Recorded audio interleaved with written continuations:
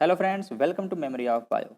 हम लोग nervous system पढ़ रहे हैं, जहाँ पे हम लोगों ने पढ़ा सेंट्रल नर्वस सिस्टम के बारे में, नर्व कंडक्शन के बारे में and generation of nerve impulse के बारे में पढ़ा। जहाँ हमने पढ़ा sodium potassium pump, sodium voltage channel, potassium voltage channel और डिफरेंट चीज़ें हम लोगों ने वहाँ पे समझा। अब हम बात करेंगे नर्वस सिस्टम के उस पार्ट पर जब हमारा जो इम्पल्स होता है वह सैलिटेटरी कंडक्शन करने के बाद, मतलब एक्सॉन हिलॉक पे जनरेट होने के बाद वह हमारे एक्सॉन टर्मिनल तक पहुंच जाता है। उसके बाद क्या होता है, अब हम लोग उसको डिस्कस करेंगे, तो ध्यान से देखिएगा, ये भी काफ़ी इंपॉर्टेंट होता है। तो एक्सॉन हिलॉक से हमारे टर्मिनल तक पहुंचना तो सॉलिटेटरी कंडक्शन से होता है, जो कि माइलिन शीथ की वजह से उसका स्पीड काफ़ी बढ़ जाता है। लेकिन जब वह एक्सॉन टर्मिनल पर पहुंच गया है, अब उसको दूसरे नर्व इम्पल्स को स्टिमुलस प्रोवाइड करना पड़ेगा, या तो मसल्स को देना पड़ेगा। एक्साइटेड मसल को एक्साइट करने के लिए उसमें नर्व इम्पल्स ट्रांसफ़र करना पड़ेगा। तो मेरे इस न्यूरॉन से दूसरे न्यूरॉन तक कैसे इम्पल्स पहुंचता है, या दूसरे मसल तक कैसे इम्पल्स पहुंचता है, हम लोग उसको डिस्कस करेंगे। तो इसका दो तरीका हो सकता है। देखिए, एक क्या हो सकता है कि जो दूसरा न्यूरॉन है, मसल से समझिए, मसल समझना आसान हो जाता है। जो दूसरा मसल है, अगर न्यूरॉन को मसल में कोई स्टिमुली देना है या मसल को एक्साइट करना है, तो उसमें क्या होगा, हो सकता है वह हमारे एक्सॉन टर्मिनल और न्यूरॉन और मसल्स के बीच में गैप बिल्कुल ही कम हो या नेग्लिजिबल गैप हो, या हो सकता है गैप हो भी। तो दोनों केसेस हो सकते हैं, हम लोग उसको डिस्कस करते हैं। तो आप स्क्रीनशॉट लेते रहिए, आपका अच्छा एक नोट्स बन जाएगा। देखिए, अगर जो न्यूरॉन और मसल्स के बीच में, या मसल्स ना होकर अगर दूसरा न्यूरॉन कोई हो, तो उसके बीच में जो गैप होता है उस गैप को बोलते हैं सिनेप्टिक क्लेफ्ट। यह हो भी सकता है, नहीं भी हो सकता है। तो a nerve impulse conducted from neuron to another neuron or muscle, their gap may be present between neurons and muscles। May be मतलब जरूरी नहीं गैप हो ही, लेकिन एनसीईआरटी में मे बी लिखा है, लेकिन थोड़ा बहुत तो गैप हमेशा होता ही है। वो कोई कैसा भी हो, थोड़ा बहुत तो गैप होगा। लेकिन इसी गैप के बिहाफ पर इसको दो टाइप में डिवाइड किया गया है, हम लोग उसको डिस्कस करते हैं। लेकिन उसके पहले देखिए, गैप हो भी सकता है, नहीं भी हो सकता है, उसके बिहाफ पे अभी ये डिवाइड होगा। लेकिन आप समझिए, जो एक्सॉन हमारा नर्व इम्पल्स अभी लेके आ रहा है, जो उसका लास्ट मेम्ब्रेन होगा, उसको बोलते हैं, देखिए, गैप को बोल रहे हैं सिनेप्टिक क्लेफ्ट। गैप को बोल रहे हैं सिनेप्टिक क्लेफ्ट। तो जहां से हमारा नर्व इम्पल्स आ रहा था, उसके एक्सॉन के लास्ट पार्ट को हम लोग बोलेंगे, देखिए सिनेप्टिक क्लेफ्ट गैप है तो उसके पहले है एक्सॉन, तो उसको बोलेंगे प्री सिनेप्टिक मेम्ब्रेन। आई होप आपको ये दिख रहा होगा येलो कलर का, उसके ऊपर जो ब्लैक रंग की बाउंड्री दिख रही है, वह लास्ट टर्मिनल पार्ट है एक्सॉन का, तो वह है प्री सिनेप्टिक मेम्ब्रेन। मैं यहाँ पर इस तरह से डायग्राम शो कर रहा हूँ, ये कोई एक्चुअल डायग्राम्स नहीं है, लेकिन अंडरस्टैंडिंग के लिए, आपको क्लियर कट व्यू देने के लिए काफ़ी इंपॉर्टेंट डायग्राम्स है। मतलब इससे आपको बहुत अच्छे समझ में आ जाएगा। फिर हम लोग स्टैंडर्ड डायग्राम्स को भी देखेंगे। तो आपको एक्सॉन के लास्ट पार्ट जो दिखाई दे रहा है मेम्ब्रेन, जिसके बाद सिनेप्टिक क्लेफ्ट शुरू हो जाता है, मतलब गैप शुरू हो जाता है, उसको बोलते हैं प्री सिनेप्टिक मेम्ब्रेन। और सिनेप्टिक क्लेफ्ट के बाद वाला जो मसल्स के मेम्ब्रेन है, या जो दूसरे न्यूरॉन की मेम्ब्रेन है, उसको बोलते हैं पोस्ट सिनेप्टिक मेम्ब्रेन। तो आई होप आपको दोनों समझ में आ गया होगा वर्ड, कि प्री सिनेप्टिक मेम्ब्रेन क्या होता है और पोस्ट सिनेप्टिक मेम्ब्रेन क्या होता है। मतलब तीन चीज हमारे पास है, क्या, pre synaptic membrane, synaptic cleft और पोस्ट सिनेप्टिक मेम्ब्रेन। और इन तीनों को मिला करके हम लोग बोलते हैं सिनेप्स। समझा? सिनेप्स जो हमारा टॉपिक है आज का, सिनेप्स क्या होता है, वो pre synaptic membrane, synaptic cleft और पोस्ट सिनेप्टिक मेम्ब्रेन, तीनों को मिला करके बनता है सिनेप्ट। देखिए, सिनेप्टिक क्लेफ्ट हो भी सकता है, नहीं भी हो सकता है, एनसीईआरटी लिखती है, मतलब गैप हो भी सकता है, नहीं भी हो सकता है। गैप कंपलसरी नहीं है दोनों में हो, डायरेक्टली पूरे तरह सटे हुए भी हो सकते हैं। ये कौन सा, प्री सिनेप्टिक मेम्ब्रेन और पोस्ट सिनेप्टिक मेम्ब्रेन, लेकिन उसको भी हम लोग एक्सॉन ही बोलेंगे। उसके बाद देखते हैं हम लोग सिनेप्स का डेफिनेशन। तो आपको दिखाई दे रहा होगा, pre synaptic membrane plus synaptic cleft may be और नॉट, एनसीईआरटी लिखती है ये। उसके बाद पोस्ट सिनेप्टिक मेम्ब्रेन। तो सिनेप्टिक मेम्ब्रेन के प्रेजेंट होने या अब्सेंट होने के बिहाफ पर दो तरह का सिनेप्स होता है। अगर synaptic membrane synaptic cleft present है, तो उसको बोलेंगे केमिकल साइनेप्स, और अगर नहीं है उसको बोलेंगे इलेक्ट्रिकल साइनेप्स। मतलब गैप बहुत कम है या नेग्लिजिबल है, तो बोलेंगे उसको इलेक्ट्रिकल साइनेप्स, क्योंकि देखिए दो वायर में जो दो वायर ज्वाइंट होते हैं उनमें गैप नहीं होता, अगर गैप हो जाएगा तो इलेक्ट्रिसिटी पास नहीं करेगी। तो वही यहाँ पर समझिए दो न्यूरॉन अगर ज्वाइंट हो रहे हैं वहाँ पे गैप नहीं है, समझिए वो इलेक्ट्रिक सिनेप्स है। या एक न्यूरॉन एक मेम्ब्रेन ज्वाइंट हो रहा है और वहाँ पे गैप नहीं है तो वह इलेक्ट्रिक सिनेप्स है। लेकिन अगर गैप है तो वह केमिकल सिनेप्स होगा। देखिए मान लीजिए सपोज दैट अगर गैप है, केमिकल सिनेप्स है, तो वहाँ पे नर्व इम्पल्स कैसे जा रहे होंगे, केमिकल के फॉर्म में जा रहे होंगे, इसलिए केमिकल बोल रहा हूँ। हम लोग अभी उसको अच्छे से समझेंगे। पहले यहाँ पे देखते हैं हम लोग इलेक्ट्रिक सिनेप्स क्या होता है। तो इलेक्ट्रिक सिनेप्स में इम्पल्स है वह डायरेक्टली फ्लो करता है न्यूरॉन टू, जिस तरह देखिए न्यूरॉन में हम लोग पढ़े थे कि एक्सॉन हिलॉक से एक्सॉन टर्मिनल तक कैसे नर्व इम्पल्स जा रहा था, कंडक्शन जाता साल्टेटरी कंडक्शन से, उसी तरह सेम दूसरे न्यूरॉन भी एंटर कर जाएगा, कोई नया उसमें फंडा नहीं आएगा। और ये काफ़ी फास्ट होता है क्योंकि इलेक्ट्रिकल है, टाइम वेस्टेज नहीं हो रहा है, केमिकल का कोई भी लोचा नहीं है इसके अंदर, तो ये जल्दी चलता है। तो impulse transmission across electric synapse is very similar to the impulse conduction along a single axon, और यह काफ़ी फास्ट होता है। लेकिन हाँ ये है कि इलेक्ट्रिकल सिनेप्स जो है वह ह्यूमन में रेयरली ही पाया जाता है, बहुत कम जगह पर पाया जाता है। एग्जाम्पल्स आपको नहीं दिया हुआ है एनसीईआरटी में। उसके बाद हम बात करते हैं कि जो इलेक्ट्रिकल सिनेप्स है, इंपॉर्टेंट इसमें यही है कि इलेक्ट्रिकल सिनेप्स केमिकल सिनेप्स के कंपेयर में बहुत ज़्यादा फास्ट होता है। बस ये मोस्ट इंपॉर्टेंट लाइन है इलेक्ट्रिकल सिनेप्स का। और यहाँ पर भी सेम साल्टेटरी कंडक्शन जैसा ही फ्लो होता है नर्व इम्पल्स का। अब हम बात करते हैं जो मोस्ट इंपॉर्टेंट हमारा है केमिकल सिनेप्स, जिसके बारे में हमें डिटेल में पढ़ना है, तो हम इसको डिस्कस करेंगे केमिकल सिनेप्स का। देखिए नर्व इम्पल्स हमारा पॉजिटिव चार्ज के थ्रू मूव करता है, हमें पता है पॉजिटिव चार्ज को ही एक तरह से बोल सकते हैं एक्शन पोटेंशियल। अब वह है, अब सोचिए एक न्यूरॉन से दूसरा मेम्ब्रेन तक, मसल्स के मेम्ब्रेन तक कैसे पहुंचेगा। मैं स्टैंडर्ड वर्ड में बोलता हूँ, प्री सिनेप्टिक मेम्ब्रेन से पोस्ट सिनेप्टिक मेम्ब्रेन तक कैसे नर्व इम्पल्स पहुंचेगी। यह केमिकल नाम है, केमिकल सिनेप्स है, मतलब यहाँ केमिकल का लोचा जरूर होगा। तो एक सिंपल वर्ड में बोला जाए आपको क्या होता है कि जो एक्सॉन हिलॉक होता है या प्री सिनेप्टिक मेम्ब्रेन होता है, वहाँ से एक केमिकल निकलता है, वह पोस्ट सिनेप्टिक मेम्ब्रेन पर जाता है और पोस्ट सिनेप्टिक मेम्ब्रेन को एक्साइट कर देता है। मतलब पोस्ट सिनेप्टिक मेम्ब्रेन के लिए यह इम्पल्स का काम करता है या स्टिमुली का काम करता है और पोस्ट सिनेप्टिक मेम्ब्रेन काम करने लगता है। इस डायग्राम से हम लोग समझते हैं। तो आपको दिखाई दे रहा होगा एक यहाँ पे जो ये है एक्सॉन टर्मिनल है, वहाँ से कुछ केमिकल्स निकल रहे हैं। केमिकल्स का नेम अभी हम लोग अच्छे से डिस्कस करेंगे आगे, बस आप बेसिक फंडा क्लियर कीजिए। केमिकल्स निकल रहे हैं, वह मसल्स के मेम्ब्रेन पर जा रहे हैं और वहाँ पे एक्शन पोटेंशियल फिर से जनरेट हो जा रहा है। बस यही होता है क्या केमिकल सिनेप्स में। आप इसका स्क्रीनशॉट ले लीजिए, बेसिक है, इसमें कोई लॉजिक नहीं है, अभी धीरे धीरे हम लोग सब समझ जाएंगे कैसे कैसे होता है क्या क्या। फिर आपको जो ये केमिकल्स रिलीज होते हैं ना, उसको बोलते हैं न्यूरोट्रांसमीटर। तो देखिए क्या लिखा है न्यूरोट्रांसमीटर के बारे में, chemical that involve in the transmission of the impulse from one neuron to another is called as the neurotransmitter. They may be excitatory or inhibitory. हो सकता है इस दूसरे न्यूरॉन को या दूसरे मसल्स को एक्साइट होने के लिए, काम करने के लिए बोलें, या हो सकता है उसको रोकें, दोनों है। रोक भी सकते हैं, बोल भी सकते हैं, क्योंकि हमारा मसल दोनों काम करता है ना। मान लीजिए चल रहा है तो उसको रोकेगा कौन, तब भी उसके लिए इम्पल्स जाएगा, और रुका हुआ तो उसको ऑन करेगा या बोलेगा मूवमेंट करने के लिए कौन बोलेगा, उसका भी इम्पल्स जाएगा। तो केमिकल दोनों हो सकते हैं, एक्साइटरी हो सकता है, इनहिबिटरी भी हो सकता है। अभी हम उसके बारे में देखेंगे कौन कौन से इनहिबिटरी हैं, कौन कौन से एक्साइटरी हैं। हालांकि एनसीईआरटी में ज़्यादा फोकस नहीं है, बस एक्साइटरी और इनहिबिटरी नाम ही लिखा है, लेकिन एग्जाम में क्वेश्चन आता है, आपको याद भी करना है। मैंने पहले इनहिबिटरी क्यों लिखा, क्योंकि इनहिबिटरी लोग छोड़ देते हैं, एक्साइटरी याद कर लेते हैं, इसलिए मैंने फोकस इनहिबिटरी पे किया है, क्योंकि क्वेश्चन यहाँ से आता है। तो गाबा, ग्लाइसिन, सेरोटोनिन, डोपामिन, हिस्टामिन। ठीक है, हिस्टामिन का नाम आप लोग सब लोग सुने हैं, हिस्टामिन कोई नया नहीं है आपके लिए, अभी आप लोग क्लास 12 में बहुत सुनेंगे, तो ये तो याद हो जाएगा। फिर बात करते हैं ग्लाइसिन, गाबा, जिसको याद कर लीजिएगा, इंपॉर्टेंट है। देखिए ग्लाइसिन, गाबा इनहिबिटरी है, लेकिन ग्लूटामेट एक्साइटरी है। इसे ग्लूटामेट मैंने यहाँ पे नहीं लिखा है, इसलिए ऐसा मत लीजिएगा जो जी से है इनहिबिटरी, ठीक मत बनाइएगा, गलत हो जाएगा। गाबा और ग्लाइसिन ही है, उसको याद कीजिएगा, इनहिबिटरी है। फिर बात करते हैं सेरोटोनिन और डोपामिन की।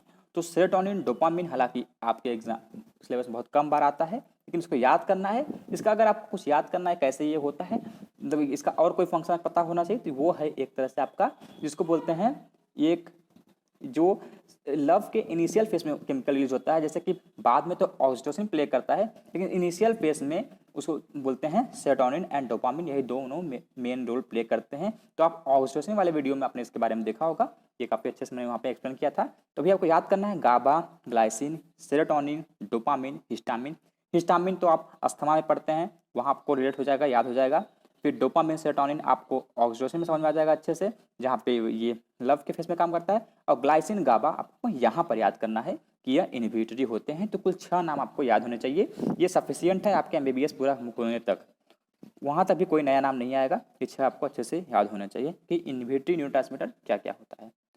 उसके बाद एक्साइटरी की बात करते हैं।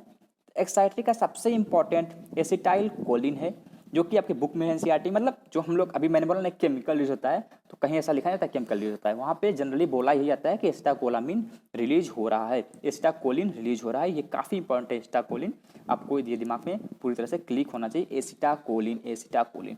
देखिए आपके क्लास 12th में ह्यूमन हेल्थ एंड डिजीज में एक चैप्टर है, मतलब ह्यूमन हेल्थ डिजीज में एक टॉपिक है मिस्थेमिया ग्रेविस। उसमें क्या होता है, देखिए मैंने बोला ना कि एक्सॉन से नर्व इम्पल्स जा रहा है केमिकल के फॉर्म में, वह दूसरे मसल्स को एक्साइट कर रहा है, लेकिन कुछ प्रॉब्लम हो जाता है उस मसल्स के रिसेप्टर में, वह उस केमिकल को रिसेप्ट नहीं कर पाते हैं या उस केमिकल से रिस्पॉन्स शो नहीं कर पाते हैं, तो वह डिजीज होता है मिस्थेमिया ग्रेविस। इसको ऑटो इम्यून डिसऑर्डर भी कहते हैं, या क्लास 12th में पढ़ेंगे, काफ़ी इंपॉर्टेंट है, इसलिए मैं यहाँ पे बोल दे रहा हूँ। एक बार आपके माइंड में स्टोर हो जाए, फिर वहाँ पे वो रिपीट होते होते आपको याद हो जाएगा। इसमें होता क्या है, ये मस्कुलर डिस्ट्रॉफी जैसा डिजीज है, मतलब मसल वीक हो जाते हैं, कुछ इस तरह के सिम्टम्स शो करते हैं। इस पर एक अलग वीडियो भी अपलोड होगा मिस्थेमिया ग्रेविस पे, काफ़ी इंपॉर्टेंट है और क्लिनिकल यूज भी इसका बहुत ज़्यादा है। तो आपको पता चल गया कि इससे क्या डिजीज होता है। एसिटाकोलामिन, उसमें क्या करते हैं हम लोग ना, मैंने यहाँ क्यों मुझे याद आया कि उसका जो मेडिसिन होता है, दवा होता है, वहाँ पे हम लोग उसको एसिटाकोलामिन को इनहिबिट करने का, उनको ब्रेक करने को रोकने के लिए, मतलब यहाँ पे क्या होता है ना, एसिटाकोलामिन सिनेप्स में ब्रेक हो जाता है, उसको रोकने के लिए वो दवा देते हैं। तो यहाँ से मिस्थेमिया ग्रेविस आपको याद होना चाहिए बस, और बस ये नाम एसिटाकोलामिन। फिर एड्रेनलिन, नॉन एड्रेनलिन सबको याद होता है, एड्रेनल ग्लैंड से रिलीज होता है, काफ़ी इंपॉर्टेंट है ये कि एड्रेनल ग्लैंड के मेडुला पार्ट से रिलीज होता है। फिर देखिए ग्लूटामेट, जब मैंने बताया ग्लाइसिन और गाबा, तो बोला जी से मत याद कीजिएगा क्योंकि ग्लूटामेट एक्साइटरी होता है। उसका एस्पार्टेट, तो ए से 3 है यहाँ पे, एक ग्लूटामेट है। देखिए ग्लूटामेट में भी ए का जोर आ रहा है एम के बाद, तो वहाँ से भी जितने ए वाले आए सब एक्साइटेटरी होते हैं। तो एसिटाइकोलिन, एड्रेनलिन, एस्पार्टेट, ग्लूटामेट। तो आप एक तरह से आपको माइंड में ये क्लिक हो सकता है, एक्साइटेटरी ये हो गए। ये तो न्यूरोट्रांसमीटर हो गए, केमिकल हो गए, जो एक्सॉन से मेम्ब्रेन तक मैसेज को ले जा रहे हैं। अब समझते हैं होता क्या है रियल में। तो सबसे पहले मैं एक डायग्राम सबको समझाता हूँ, फिर ये थ्योरेटिकल पार्ट हम लोग पढ़ लेंगे। Mechanism of the transmission of the nerve impulse.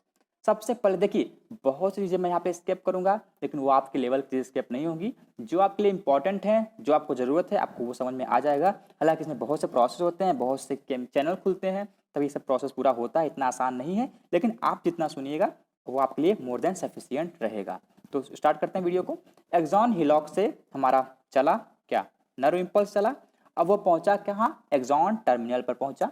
Nerve impulse मतलब समझिए कि सिंपल सी भाषा में बात करें, एक्शन पोटेंशियल मतलब पॉजिटिव चार्ज, या समझिए कि धीरे धीरे एक्सॉन हिलॉक से एक्सॉन का डीपोलराइजेशन होते हुए आगे बढ़ते गया और पीछे वाला फिर से रिपोलराइज होते गया।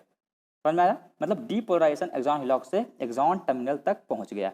जब एक्सॉन टर्मिनल की मेम्ब्रेन डीपोलराइज हो जाएगी तो वो क्या करेगी, देखिए वहाँ पे वेसाइकल्स होते हैं, मतलब वेसाइकल्स पता होगा आपको, आपने पढ़ा होगा प्लांट डाइजेस्टिव में पढ़ा होगा वेसाइकल्स के बारे में, कि वहाँ पे स्टोर होता है कुछ ग्लाइकोजन में आपने पढ़ा होगा। लेकिन इस वेसाइकल्स में स्टोर क्या होता है, न्यूरोट्रांसमीटर, या वो केमिकल स्टोर होते हैं जो एक्साइटेटरी भी हो सकते हैं, इनहिबिटरी भी हो सकते हैं। तो जब यह डीपोलराइजेशन का करंट वहाँ तक पहुँचेगा या जब ये पॉजिटिव चार्ज पहुँचेगा, तो यह न्यूरोट्रांसमीटर वाले वेसाइकल्स को स्टिमुलेट कर देगा कि वह प्री सिनेप्टिक मेम्ब्रेन की तरफ आगे बढ़ें। जब ये प्री सिनेप्टिक मेम्ब्रेन की तरफ आगे बढ़ेंगे, आप डायग्राम्स में देख सकते हैं, जब ये प्री सिनेप्टिक मेम्ब्रेन की तरफ आगे बढ़ेंगे कौन, वेसाइकल्स, तब क्या होगा, जो वेसाइकल्स की मेम्ब्रेन होगी वह प्री सिनेप्टिक मेम्ब्रेन से फ्यूज हो जाएगी और एक तरह से ये केमिकल बाहर रिलीज हो जाएगा। जैसे आपने पढ़ा होगा एक्सोसाइटोसिस जो बैक्टीरिया में होता है, सब में कैसे कैसे वो लोग मटेरियल को, वेस्ट को बाहर निकालते हैं, मेम्ब्रेन से फ्यूज होकर के बाहर रिलीज कर देते हैं। सेम उसी तरह वेसाइकल्स प्री सिनेप्टिक मेम्ब्रेन से फ्यूज होता है और वह केमिकल सिनेप्टिक क्लेफ्ट में छोड़ दिया जाता है। सपोज दैट ये केमिकल आपका, अब यह केमिकल सिनेप्ट में पहुंचने के बाद, सिनेप्टिक क्लेफ्ट में पहुंचने के बाद यह केमिकल जो मान लीजिए एसिटाकोलिन है, यह केमिकल जाएगा कहाँ पर, हमारे मसल्स के मेम्ब्रेन में या दूसरे न्यूरॉन के मेम्ब्रेन में। बस इतना समझिए। जब ये वहाँ पर पहुँचेगा, जब यह मसल मेम्ब्रेन तक पहुँचेगा तो यह मेम्ब्रेन वहाँ पर सोडियम चैनल को स्टार्ट कर देगा, या देखिए जैसा होगा, एक्साइटेड होगा तो स्टार्ट करेगा, नहीं तो बंद करेगा, वो अलग बात है। लेकिन समझिए एक्साइटेड है क्योंकि हम लोग एसिटाकोलिन का एग्जांपल समझ रहे हैं, तो ये वहाँ पर पहुँचने पर सोडियम चैनल को स्टार्ट कर देगा।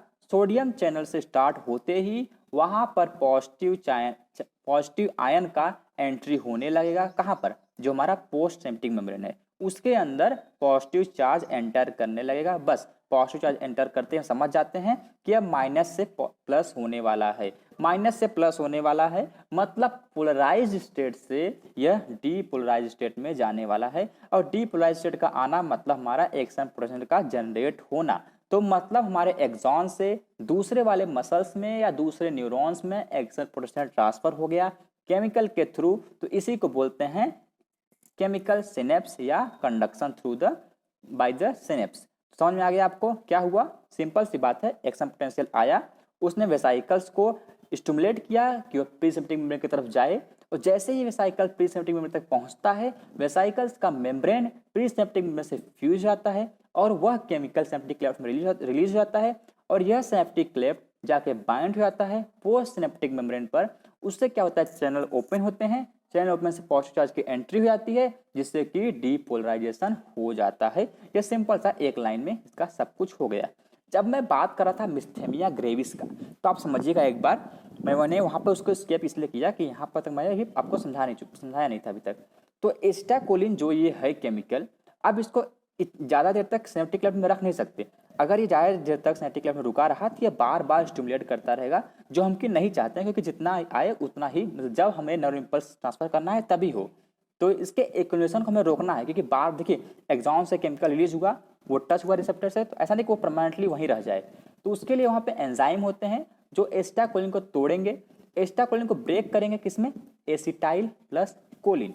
उसकी जरूरत नहीं है आपको, बस समझिए ब्रेक करेंगे दो कंपोनेंट में, और ये कंपोनेंट फिर से वेसाइकल्स में भर दिए जाएंगे, मतलब फिर से वेसाइकल्स के अंदर एसिटाकोलिन बना दिया जाएगा, किसमें, एक्सॉन टर्मिनल वाले पार्ट में। लेकिन क्या होता है, सपोज दैट आपको किसी को मिस्थेनिया ग्रेविस हो गया है, अब हम क्या करेंगे, मेडिकल से किस तरह का दवा देंगे, ऐसा दवा देंगे कि एसिटाकोलिन को ब्रेक करने का मैकेनिज्म थोड़ा स्लो हो जाए और एसिटाकोलिन वहीं पर एक्यूमुलेट रहे। क्योंकि हमें पता है मिस्थेमिया ग्रेविस में पोस्ट सिनेप्टिक मेम्ब्रेन के रिसेप्टर खराब हो गए हैं, वह रिसेप्टर, ये केमिकल उस रिसेप्टर पर बाइंड नहीं हो पा रहा है, तो जितना ज़्यादा केमिकल का अमाउंट होगा उतनी प्रोबेबिलिटी बढ़ जाएगी कि वो बाइंड हो जाए, और चांसेस कम हो जाएंगे मिस्थेमिया ग्रेविस के अटैक के। तो इसलिए हम लोग ऐसा दवा देते हैं कि वह जो केमिकल्स एसिटाकोलिन को तोड़ रहे थे उनको तोड़ने का दवा देते हैं। मतलब अब एसिटाकोलिन ना टूटे, मैं केमिकल्स का नाम नहीं ले रहा हूँ क्योंकि ये आपके लिए थोड़ा हार्ड हो सकता है, बस आप फंडा समझिए किस तरह से काम करता है, मिस्थेमिया ग्रेविस क्या होता है। तो अब हम लोग स्लाइड में इसके थ्योरेटिकल पार्ट को देखते हैं। अभी हम लोग समझ सब कुछ चुके हैं, बस एक बार उसको रिटर्न फॉर्म में याद करते हैं। तो होता क्या है कि this neurotransmitter are stored in the vesicles of neuron transmit are present in axon terminal. I hope आपको समझ में आ रहा होगा। फिर depolarisation of axon terminal membrane stimulate the movement of vesicle toward the presynaptic membrane. मैंने आपको बताया this vesicles is fused with the presynaptic membrane and neurotransmitter release in the synaptic cleft. उसके बाद क्या होता है, from synaptic cleft neurotransmitter bind to the receptor present at the post synaptic membrane. The neurotransmitter open or closed ion channel depending upon the nature of the neurotransmitter.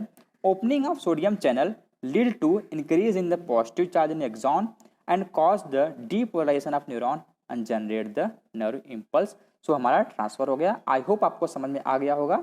तो हमारा synapse का topic खत्म होता है। Thanks for watching the video. इसके बाद हम लोग मिलेंगे सेंट्रल नर्वस सिस्टम के डिफरेंट, मतलब ब्रेन के बारे में, मिड ब्रेन के बारे में, पोन्स के बारे में, हैंड ब्रेन के बारे में, बाकी सब चीज़ें हम लोग डिस्कस करेंगे और इस चैप्टर को आसानी से खत्म कर देंगे। So thanks for watching the video. मिलते हैं नेक्स्ट वीडियो में।